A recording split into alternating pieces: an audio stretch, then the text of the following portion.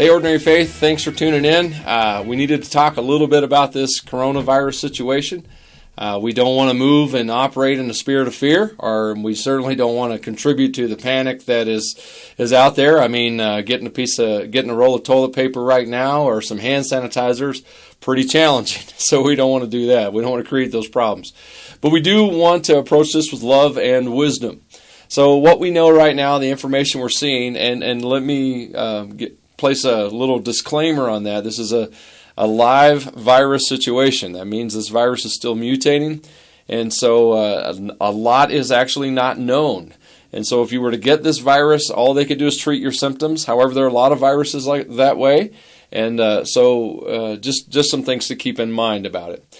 Those who are vulnerable, from what we understand, are those who have health issues to begin with, cardiovascular problems, diabetes, immune issues, and those who are elderly could be susceptible to this, or more susceptible than others so far. From what we're understanding right now, it seems that if you were to come down with the virus, you have a 90% chance of a mild infection that would take you a week or two to get over.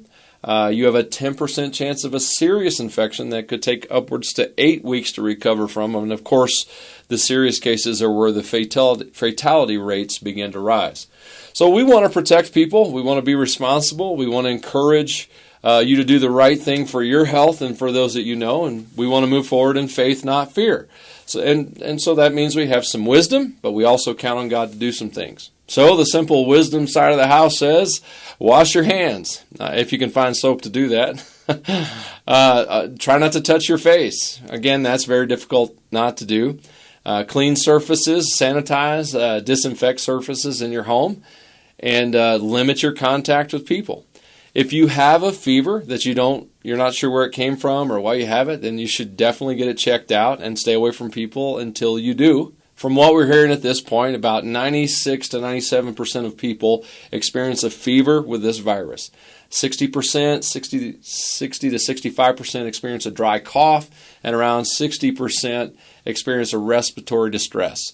So if you have any of those symptoms, you definitely want to get checked out. I've spoken with some people at our hospital here in Rock Springs. It sounds like Sweetwater County is on top of this thing. They've developed some screening protocols to help identify problems and get the right tests available to people. So there's a lot of great things going on. So big shout out to our first responders and doctors and medical professionals in Rock Springs. On the love side of this equation, what can we do? Well, one, stay in touch with people. You're going to know some people that have health issues that are going to decide that it's not worth the risk, and that would be wisdom. And so they're going to need phone calls and someone to stay in touch with them.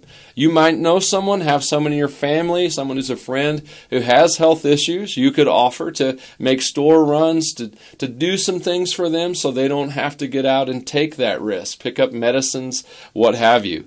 And so there's ways that we can reach out and offer love in this time that is very frightening for a lot of people.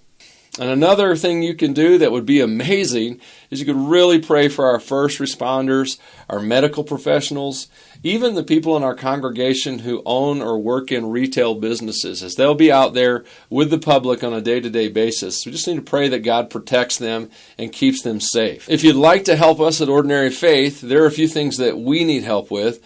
This coming Saturday, before we set up, we'd like to do a really good clean and disinfect on the tables and chairs at the senior center. It'd be a blessing to us and to them. So if you could make time for that, the time will be posted later on Facebook. But if you could make time to help us out, that would be amazing. For those of you who are going to elect to stay away from people, I understand what we are going to do as a church. We have just gained the capability of videotaping our services. So we will attempt to post a video of each week's sermon, maybe the announcements as well. And then I've asked the worship team about putting together some worship playlists to go along with those sermons. Because of copyright laws, we can't just videotape our worship service. But we could provide basically an online worship experience from Ordinary Faith. It won't be as amazing as some things that are out there, but it'll keep you in touch with us. And of course, if you have any needs, anything going on, please let us know. You can leave a message on the Facebook posts or send us one through Facebook. You can call the numbers that are available, And let us know what you need. We don't want anyone out there suffering unnecessarily. Let's just help each other out. Rise up alongside each other. Keep praying for each other. Remember that God hasn't given us the spirit of fear, but of power and of love and a sound mind.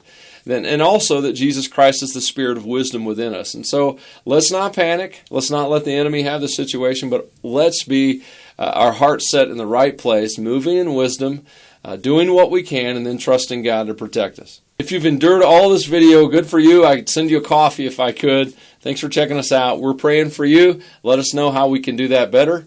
And keep praying for us. Our services will continue on the regular schedule at this time, and we'll see you soon.